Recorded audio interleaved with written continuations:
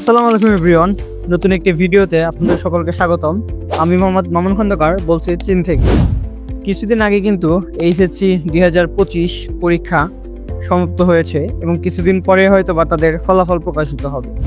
তো আমাদের দেশের তরুণদের মধ্যে একটি বড় অংশের শিক্ষার্থীদের পরিকল্পনা হলো এইচএসসির পরে বিদেশে উচ্চশিক্ষা নেওয়া।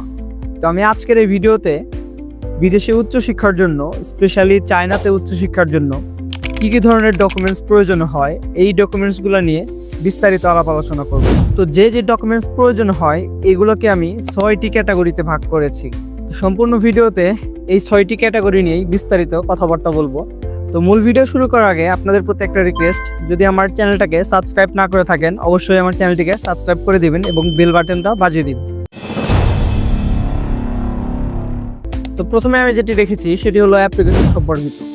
তো চায়নার অ্যাপ্লিকেশন সিস্টেমটা যেহেতু পুরোপুরি অনলাইন নির্ভর, তো এখানে আপনি ইউনিভার্সিটির পোর্টালে ঢুকেই অ্যাপ্লিকেশন ফর্ম থেকে শুরু করে অ্যাপ্লিকেশনের জন্য যাবতীয় যা যা দরকার হয় ওটা কিন্তু পেয়ে যাবে। দ্বিতীয়ত যে জিনিসটা রেখেছি সেটি হলো শিক্ষাগত ডকুমেন্টস।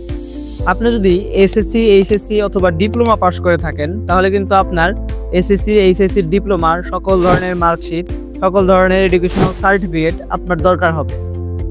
এবং আপনি যদি ইংলিশ মিডিয়ামে পড়াশোনা করে থাকেন তো সেই ক্ষেত্রে আপনার এমওআই দরকার হবে। এবং আপনি যদি বাংলা মিডিয়ামে পড়াশোনা করে থাকেন সেই ক্ষেত্রে আপনি যে কোনো ইংলিশ প্রফিসিয়েন্সি টেস্ট এক্সাম দিতে পারেন। সেটা হতে পারে আইএলটিএস, ডুওলিঙ্গো, টোফেল, যে কোনো ইংলিশ প্রফিসিয়েন্সি টেস্ট আপনি পরীক্ষা দিতে পারেন এবং সেই সার্টিফিকেটটি আপনার সংগ্রহে থাকতে হবে। তৃতীয়ত আপনার ব্যক্তিগত ডকুমেন্টস। এখানে আছে আপনার পাসপোর্ট, আপনার ছবি। অবশ্যই পাসপোর্টের মেয়াদ 1 থেকে 2 বছর থাকলে ভালো এবং বৈধ পাসপোর্ট হতে হবে। চতুর্থ ধাপে আমি যে ডকুমেন্টগুলো রেখেছি সেটি হলো আপনার সুপারিশ এবং পরিকল্পনা।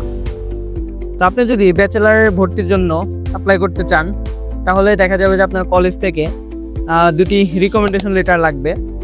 এবং আপনি যদি মাস্টার্স অথবা পিএইচডির জন্য অ্যাপ্লাই করতে চান তাহলে আপনার ইউনিভার্সিটি থেকে যে কোনো প্রফেসরের কিন্তু রিকমেন্ডেশন লেটার লাগবে।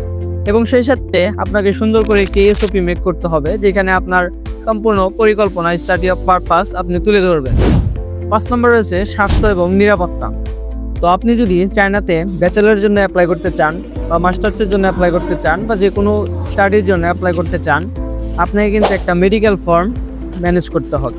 এটি আপনি ইউনিভার্সিটির পোর্টালে পেয়ে যাবেন এবং এই মেডিকেল ফর্মে যে বিষয়গুলো উল্লেখ থাকবে, যে টেস্ট আপনাকে করতে বলবে, সেই টেস্টগুলো আপনার নিকটস্থ হসপিটাল থেকে করে সুন্দর করে এই ফর্মটা ফিল আপ করে নেবেন ডাক্তারকে দিয়ে।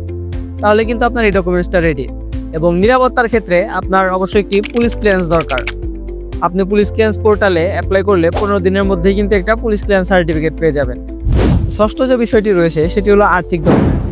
আর্থিক ডকুমেন্টসের মধ্যে আপনার ব্যাংক স্টেটমেন্ট অন্যতম গুরুত্বপূর্ণ।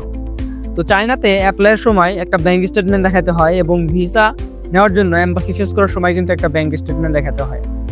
তো চায়নাতে ব্যাংক অ্যাকাউন্টে বেশি পরিমাণ টাকা দেখানো লাগে না। এটি আপনার 4 থেকে 5 লাখ টাকার মতো হলেই কিন্তু আপনার ভিসা হয়ে যায় এবং ইউনিভার্সিটিও এই ব্যাংক স্টেটমেন্টটা অ্যাকসেপ্ট করে।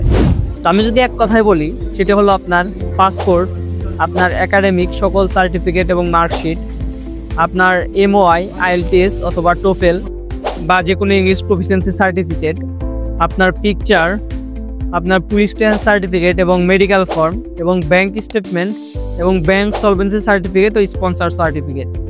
এছাড়াও রয়েছে recommendation letter, study of purpose, SOP. এই ডকুমেন্টসগুলো যদি আপনার রেডি থাকে তাহলে কিন্তু আপনি চায়নাতে উচ্চশিক্ষার জন্য যে কোনো ইউনিভার্সিটিতে অ্যাপ্লাই করতে পারবেন। তো আজকের ভিডিওটি মূলত এ পর্যন্ত। এরকম গুরুত্বপূর্ণ এবং ইনফরমেটিভ ভিডিও পেতে অবশ্যই আমার চ্যানেলটিকে সাবস্ক্রাইব করে রাখবেন। এবং চায়নাতে উচ্চশিক্ষা বিষয়ক কোন টপিকের উপর আপনার ভিডিও চান সেটি কিন্তু আমাকে কমেন্টে জানাতে পারেন। তো পরবর্তীতে অন্য কোনো ভিডিও নিয়ে দেখা হবে, কথা হবে। সে পর্যন্ত সবাই ভালো থাকুন, সুস্থ থাকুন। আল্লাহ হাফেজ।